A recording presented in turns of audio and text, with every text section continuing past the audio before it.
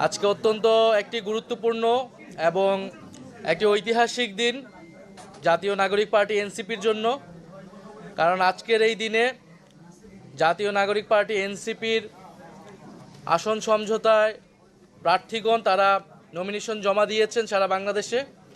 আজকে আনুষ্ঠানিকভাবে জনাব আসিফ মাহমুদ সজীব ভুঁইয়া জাতীয় নাগরিক পার্টি এনসিপিতে যোগদান করলেন। আমরা তাকে স্বাগতম জানাচ্ছি, অভিনন্দন জানাচ্ছি। আমরা আশা করব আসিফ মাহমুদ সজীব ভুঁইয়ার সাথে আমাদের এই পথ চলা পুরাতন দিনগুলোর মতোই সামনের দিনগুলোতেও আমাদের যে লক্ষ্য, আমাদের যে উদ্দেশ্য সেটা বাস্তবায়নে সহায়ক হবে। এবং আসিফ মাহমুদ সজীব ভুঁইয়া তার যে রাজনৈতিক প্রজ্ঞা, দক্ষতা তিনি এর আগেও দেখিয়েছেন, সেটা তিনি ধরে রেখে বাংলাদেশের মানুষকে একটি সুন্দর সমৃদ্ধ পরিবেশ উপহার দিতে পারবেন। আমরা জনাব আসিফ মাহমুদ সজীব ভুঁইয়াকে জাতীয় নাগরিক পার্টি এনসিপির মুখপাত্রের দায়িত্ব দিচ্ছি। পার্টির পক্ষ থেকে তাকে মুখপাত্রের দায়িত্ব প্রদান করা হয়েছে।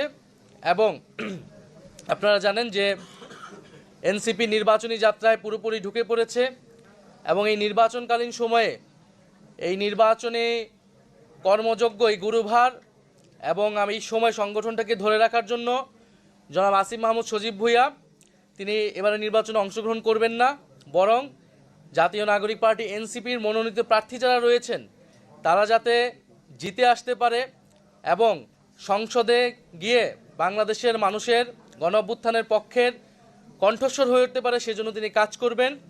এবং এ কারণে জনাব আসিফ মাহমুদ সজীব ভুঁইয়াকে আমাদের জাতীয় নাগরিক পার্টি এনসিপির যে নির্বাচন পরিচালনা কমিটি সেটার প্রধান হিসেবে দায়িত্ব দেওয়া হয়েছে। আমাদের যেই নির্বাচন পরিচালনা কমিটিটি হয়েছিল, যেটার প্রধান নাসিরউদ্দিন পাটোয়ারী ছিলেন, যেহেতু তিনি নির্বাচনে অংশগ্রহণ করবেন তিনি দায়িত্বটি ছেড়ে দিয়েছেন এবং আমরা আসিফ মাহমুদের কাছে এই গুরু দায়িত্ব হস্তান্তর করছি এবং এই পুরো কমিটিটা পুনর্গঠন হবে। যারা নির্বাচন করবে না এই সময়টাতে সংগঠনে এবং নির্বাচনের কাজে মনোনিবেশ করবে তাদেরকে নিয়ে আসিফ মাহমুদ সজীব ভাইয়া এই গুরু দায়িত্ব নেবেন এবং নির্বাচনকে তিনি নেতৃত্ব দিবেন। আমরা এই মুহূর্তে আমরা জনাব আসিফ মাহমুদ সজীব ভুঁইয়ার থেকে তার বক্তব্য শুনব। আমরা আবারও তাকে স্বাগতম জানাচ্ছি, অভিনন্দন জানাচ্ছি, ধন্যবাদ জানাচ্ছি যে তিনি তার যেই দক্ষতা, প্রজ্ঞা আমাদের এই দলে এসে যোগদান করেছেন এবং এটাই জন আকাঙ্ক্ষা ছিল। পুরো বাংলাদেশের মানুষ, বাংলাদেশের ছাত্র জনতা সবাই চেয়েছে যে এনসিপিতে আসিফ মাহমুদ সজীব ভুঁইয়া যোগদান করবেন এবং নেতৃত্ব দিবেন। এই পর্যায়ে আপনাদের সামনে কথা বলবেন জনাব আসিফ মাহমুদ সজীব ভুঁইয়া।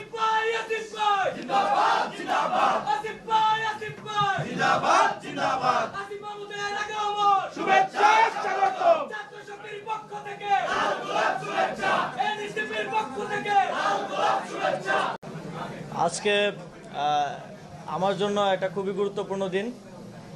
অনেকগুলো গুরুত্বপূর্ণ সিদ্ধান্ত আজকে হয়েছে এবং আপনারা ইতিমধ্যে জাতীয় নাগরিক পার্টির সম্মানিত আহ্বায়কের পক্ষ থেকে জানতে পেরেছেন।